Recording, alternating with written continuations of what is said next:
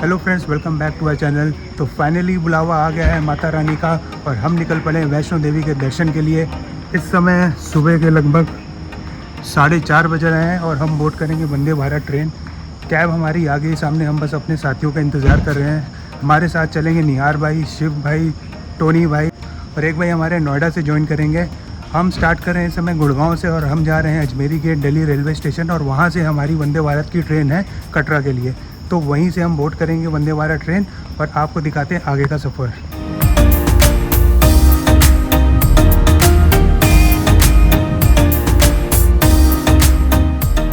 तो दोस्तों हम लोग पहुंच गए न्यू दिल्ली रेलवे स्टेशन और यहीं से हम बोर्ड करेंगे वंदे भारत ट्रेन जो कि सुबह 6 बजे चलेगी। लगभग अभी 15 से 20 मिनट का टाइम बचा हुआ है और ये ट्रेन लगभग आपको 8 घंटे में 2 बजे के आसपास कटरा माता वैष्णो देवी स्टेशन पहुंचा देती है।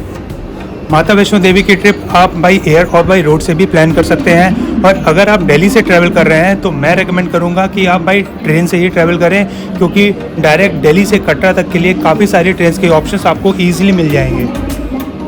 फ्रेंड्स, दोस्तों के साथ खाते पीते मौज करते और बाहर के नज़ारों का आनंद उठाते हुए हम कटरा रेलवे स्टेशन बस कुछ ही देर में पहुंचने वाले हैं।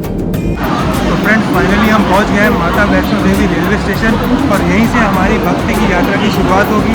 और इस यात्रा में हमारे साथ है हमारे फ्रेंड्स और ट्रैवल पार्टनर। इससे मिले ये हैं हमारे निहार भाई, हेलो भाई, ये हमारे टोनी भाई, हेलो गाइस, ये हमारे शिव भाई और ये आगे हमारे विश्वजीत भाई।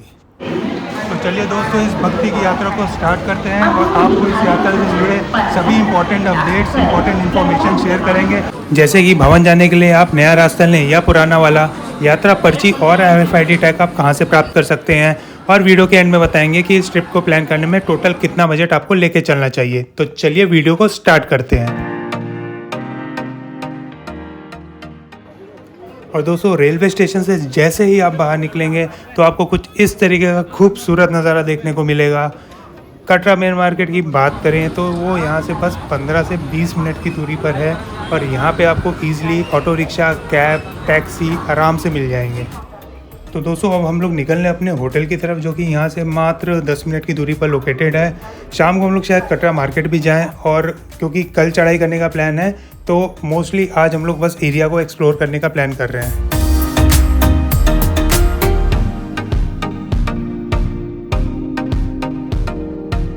तो दोस्तों, थोड़ा रेस्ट करने के बाद शाम के टाइम हम लोग निकल पड़े कटरा मार्केट घूमने के लिए और यहाँ पे आपको काफ़ी सारी दुकानें देखने को मिल जाएंगी जहाँ पे छोटी बड़ी हर एक चीज़ आपको ईजिली अवेलेबल हो जाएगी। बट मेनली बात करें तो यहाँ पे आपको ड्राई फ्रूट्स और रेस्टोरेंट्स के काफ़ी सारे ऑप्शंस मिल जाएंगे। और आपकी जानकारी के लिए बताते चलें कि कटरा का बस स्टैंड और वैष्णो देवी की श्राइन बोर्ड की जो धर्मशाला है वो भी इसी मार्केट से बस वॉकिंग डिस्टेंस पे ही लोकेटेड है। दोस्तों, आपको कटरा मेन मार्केट में छोटे बड़े रेस्टोरेंट के साथ साथ पॉपुलर फ्रेंचाइज ब्रांड जैसे कि मैकडोनल्ड्स हो गया, डोमिनोज हो गया, पिज़्ज़ा हट हो गया, सागर रत्ना हो गया, नाथूस हो गया, ये सारे ऑप्शंस भी ईजिली मिल जाएंगे। तो फ्रेंड्स, डिनर करने के बाद हम आ गए अपने होटल रूम पे और इस समय लगभग 9 बज रहे हैं और हमारा प्लान है सुबह 5 बजे निकलने का। और हम अब इस समय कर रहे हैं अपनी सुबह की पैकिंग, क्योंकि हमें सुबह अर्ली मॉर्निंग निकलना है। प्लान यही है कि हम लोग जितना लाइट ट्रैवल कर पाएँ उतना हम लोग ट्राई कर रहे हैं। छोटा सा बैग है, आई थिंक ये सफिशेंट है अपना ऊपर तक बेसिक अपना जो भी सामान है, कपड़े हैं थोड़े बहुत, जो भी बेसिक अपना क्या कहते हैं चार्जर है, अपनी ताले वाले हैं, ये सब ले जाने के लिए। वैसे तो दोस्तों, भवन के रास्ते में आपको ज़रूरत का हर एक सामान मिल जाएगा, पर खुद की सहूलियत के लिए कुछ बेसिक सामान जैसे कि इलेक्ट्रॉल या ग्लूकोन डी, इंस्टेंट एनर्जी और डिहाइड्रेशन से बचने के लिए ज़रूर रख लें। साथ ही में एक पेन किलर, एक छोटा सा लॉक जस्ट इन केस अगर आप लॉकर यूज़ करते हैं तो, और एक रेनकोट अगर आप बारिश के सीज़न में ट्रैवल कर रहे हैं। तो दोस्तों, सुबह के 5 बज गए हैं और हम लोग एज़ पर प्लान अपने यात्रा की शुरुआत कर चुके हैं। हम लोगों ने डिसाइड किया कि हम लोग नए मार्ग जो कि ताराकोट मार्ग के नाम से जाना जाता है वहाँ से भवन के लिए चढ़ाई स्टार्ट करेंगे। आपकी जानकारी के लिए बताते चलें कि ताराकोट मार्ग तक जाने के लिए आपको टैक्सी या ऑटो करना पड़ेगा, क्योंकि ये मेन सिटी से थोड़े से डिस्टेंस पे लोकेटेड है। तो दोस्तों, हम लोग पहुंच गए हैं ताराकोट मार्ग जो कि नया रास्ता है और इसी रास्ते से हम लोग भवन की तरफ आगे बढ़ेंगे। इससे पहले हम में से किसी ने भी नए रास्ते से यात्रा नहीं करी है, तो ये पहली बार होगा जब हम सब लोग इस रास्ते से ट्रैवल करेंगे भवन की तरफ। पर उससे पहले दोस्तों हमें अपने अपने RFID टैग्स कलेक्ट करने हैं, जो कि हमें रजिस्ट्रेशन काउंटर जो कि मार्ग के स्टार्टिंग पर लोकेटेड है वहाँ से प्राप्त होंगे। तो चलिए एक बार कार्ड ले लेते हैं और दिखाते हैं आगे का सफ़र।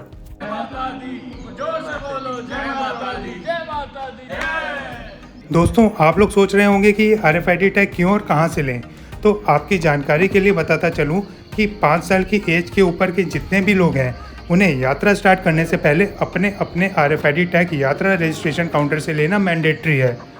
RFID टैग लेने से पहले आपको यात्रा पर्ची प्राप्त करनी पड़ेगी, जो कि आप एक तो ऑनलाइन माता वैष्णो देवी की वेबसाइट पे जाके एडवांस में निकाल सकते हैं, या फिर ऑफलाइन यात्रा रजिस्ट्रेशन काउंटर्स जो कि कटरा रेलवे स्टेशन और bus stand, civil airport Jammu और ताराकोट मार्ग पर आपको मिल जाएंगे, वहाँ से प्राप्त कर सकते हैं।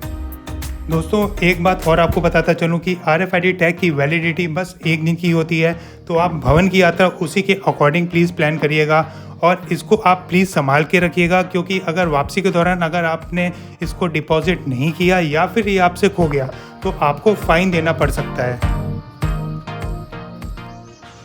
दोस्तों माता के भवन तक जाने के लिए आप अपनी सुविधा के अनुसार नए या पुराने मार्ग में से कोई भी एक सिलेक्ट कर सकते हैं। हम लोगों ने अपनी यात्रा की शुरुआत नए मार्ग, जिसे ताराकोट मार्ग के नाम से जाना जाता है, उससे करी है। और इस मार्ग की बात करें तो ये पुराने मार्ग से काफ़ी चौड़ा और साफ़ सुथरा होने के साथ साथ कम चढ़ाईदार होने की वजह से पैदल यात्रा करने वालों के लिए काफ़ी सुविधाजनक है।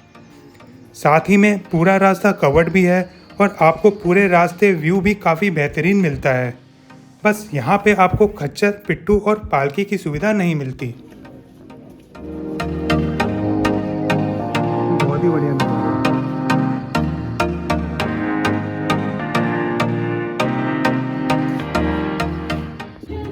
पुराना मार्ग, जिसे बाणगंगा के नाम से जाना जाता है, वहाँ पे आपको खच्चर, पिट्ठू, पालकी की सुविधा तो ज़रूर मिल जाएगी, पर ज़्यादा चढ़ाई और जगह जगह खच्चर की लीद होने की वजह से पैदल यात्रा करने वालों के लिए ये काफ़ी असुविधाजनक है।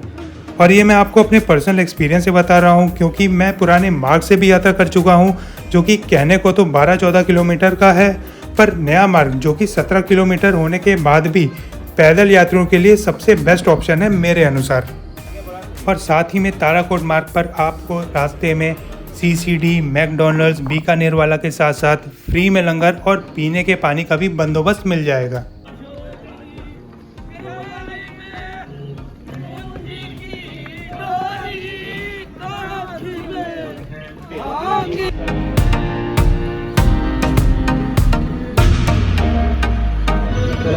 दोस्तों हम लोग अर्धकुमारी पहुंच गए हैं। लगभग 8 बज रहे हैं। 5 बजे हम लोग होटल से निकले थे।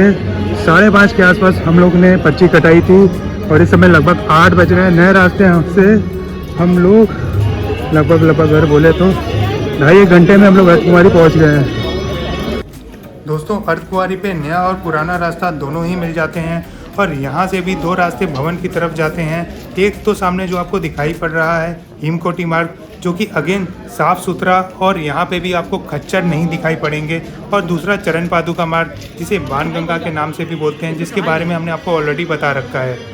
हिमकोटी वाले रास्ते पे ही हम लोग आगे बढ़ रहे हैं, क्योंकि ये ज़्यादा कन्वीनियंट है और यहाँ से आपको बैटरी कार की भी सुविधा मिल जा रही है। बैटरी कार की बात करें तो इसकी सर्विस अर्धकुमारी से स्टार्ट होती है, और आप इससे यात्रा करने का प्लान कर रहे हैं तो आप पहले से ही इसकी ऑनलाइन बुकिंग ज़रूर करवा के रखिए, क्योंकि अगर आप ऑफलाइन रैंडम आके इसकी बुकिंग करवाना चाहते हैं तो वो मिल पाना काफ़ी मुश्किल है।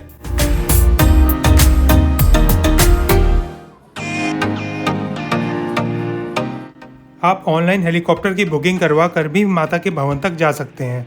हेलीपैड कटरा मेन मार्केट के पास में लोकेटेड है और हेलीकॉप्टर आपको सांझी छत तक ड्रॉप करता है, जो कि भवन से लगभग 3.5 किलोमीटर की दूरी पर लोकेटेड है।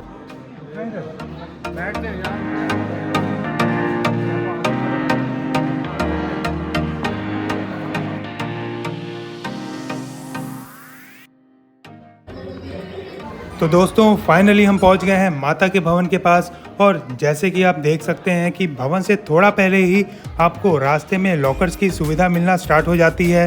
भवन से पहले ही आप ऑनलाइन माता वैष्णो देवी की साइट पे जाके डॉर्मेट्री और प्राइवेट रूम्स भी बुक करवा सकते हैं।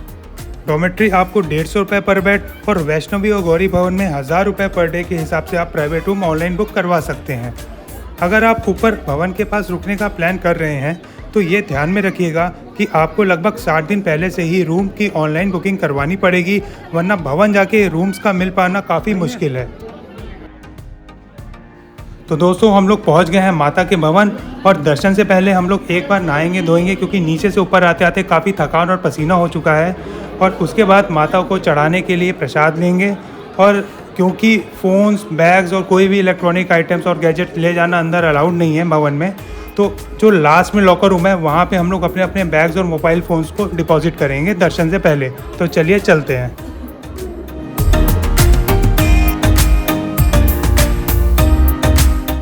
दोस्तों लॉकर रूम में काफ़ी लंबी लाइन लगी हुई थी, और लोगों से बात करके हमें ये पता लगा कि माता के दर्शन करने में काफ़ी कम टाइम लग रहा है। तो हम लोगों ने ये डिसाइड किया कि जहाँ एंट्री गेट है माता के दर्शन के लिए, वहीं पे वेट करेंगे और बारी बारी से हम लोग जाएंगे, ताकि सामान भी अपने पास रहे, सेफ़ रहे और दर्शन भी जल्दी हो जाए। तो दोस्तों बहुत ही भव्य दर्शन हुए माता रानी के।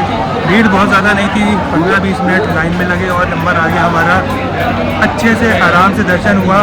अब माता रानी के दर्शन करने के बाद हमने कुछ खाया पिया, खाया, पेट पूजा करी, और उसके बाद अब हम निकल पड़े हैं भैरव बाबा के दर्शन करने की ओर। दोस्तों भैरव बाबा जो कि 3 किलोमीटर की दूरी पर स्थित है माँ वैष्णो देवी के भवन से, और ऐसा माना जाता है कि अगर आप भैरव बाबा के दर्शन नहीं करते हैं तो आपका माँ वैष्णो देवी का सफ़र अधूरा ही रह जाता है। भैरव बाबा तक एक तो आप चल के जा सकते हैं, पर खड़ी चढ़ाई होने के कारण आपको चलने में शायद थोड़ी दिक्कत का सामना करना पड़े। दूसरा, आप एक तो खच्चर के थ्रू भी जा सकते हैं वहाँ तक। तीसरा, अभी रोपवे की सुविधा भी स्टार्ट हो गई है, तो आप उसके थ्रू भी भैरव बाबा तक जा सकते हैं।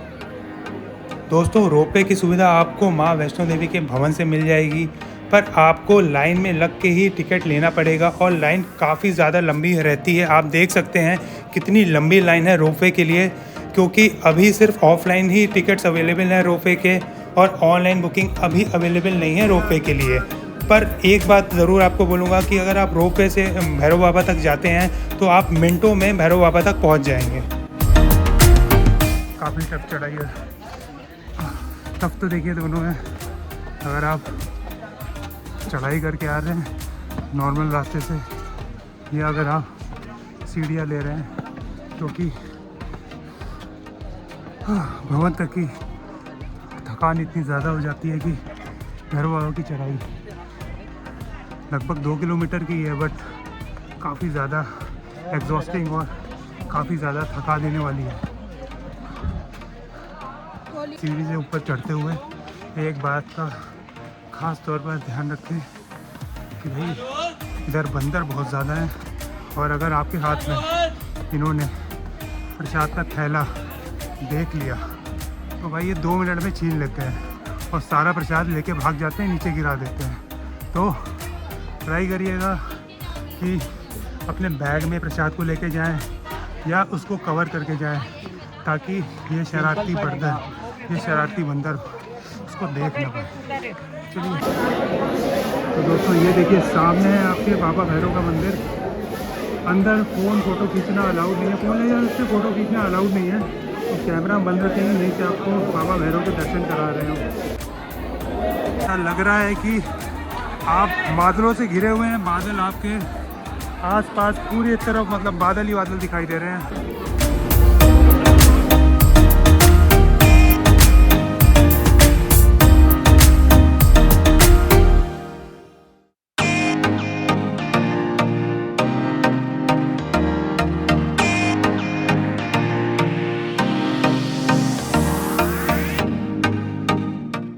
तो इसी के साथ हमारी माता वैष्णो देवी की ये यात्रा समाप्त होती है। उम्मीद है आपको ये वीडियो पसंद आई होगी, और पसंद आई है तो चटोरा मुसाफिर को प्लीज़ लाइक, शेयर और सब्सक्राइब ज़रूर करिए। Thank you for watching. बोलो साचे दरबार की जय।